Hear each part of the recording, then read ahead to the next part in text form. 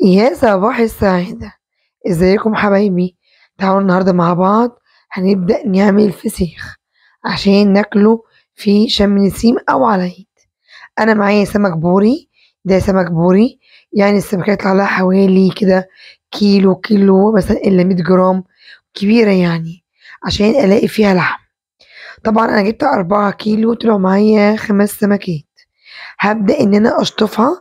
طبعًا هنا الشطف لهدف حاجة واحدة، إن هو كان عند السماك كان معروض في الهوا، يعني أي حاجة تعليق أو كده، بس للأمان.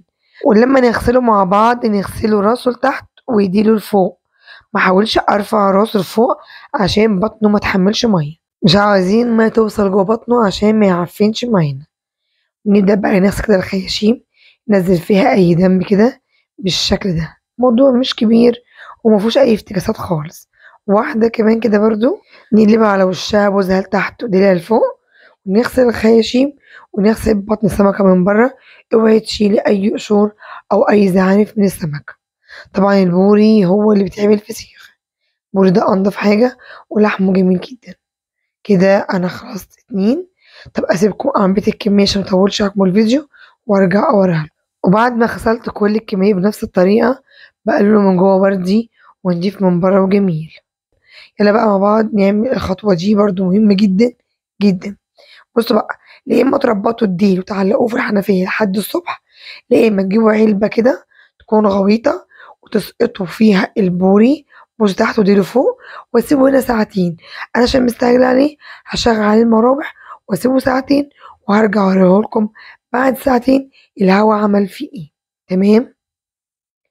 وبعد ساعتين حبايبي هابدأ أجهّز معاكم الخلطة بتاعتي أو الحشوة، عبارة عن ملح رشيدي، ده بيتباع عند العطار، قولي له عايزة ملح رشيدي بتاع الفسيخ، اوعي تتبّليه بملح ناعم، تمام، ومعايا معلقتين شطة، وهنا معلقة كركم دي اختياري، أنا مرّة عملته معاكم على القناة من غير كركم، النهارده هنعمله مع بعض بالشطة والكركم، ونشوف النتيجة بتاعته إيه.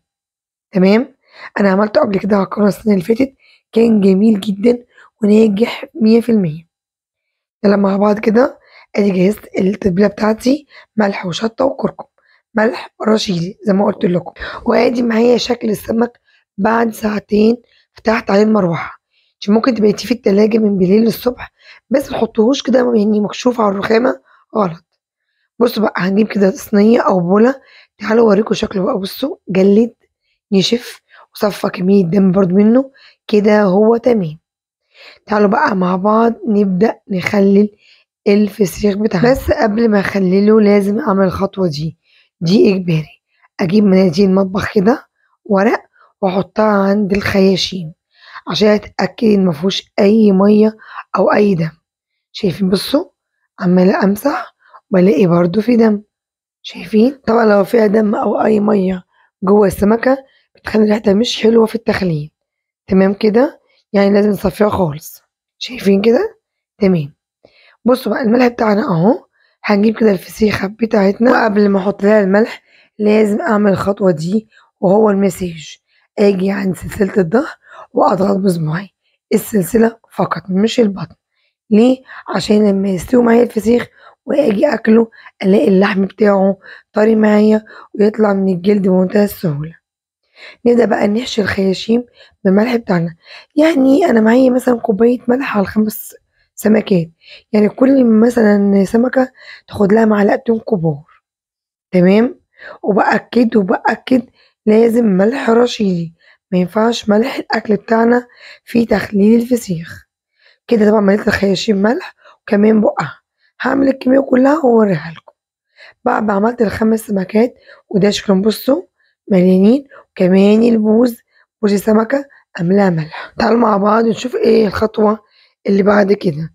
هنجيب كده أكياس بلاستيك، أكياس تلاجة أو الموجود عندِك، وأبدأ أحط سمكة واحدة في كل كيس ومعاها رشة ملح، شطة وكركم. الله! طب ليه عملت سمكة واحدة؟ عشان السمكة أنا عندي هنا كبير حوالي كيلو، طبعًا مش هافتح الكيس عشان فيه سمكتين آخد واحدة وأرجع أشيل واحدة، هتبوظ مني، كده أطلّع واحدة بالطلب.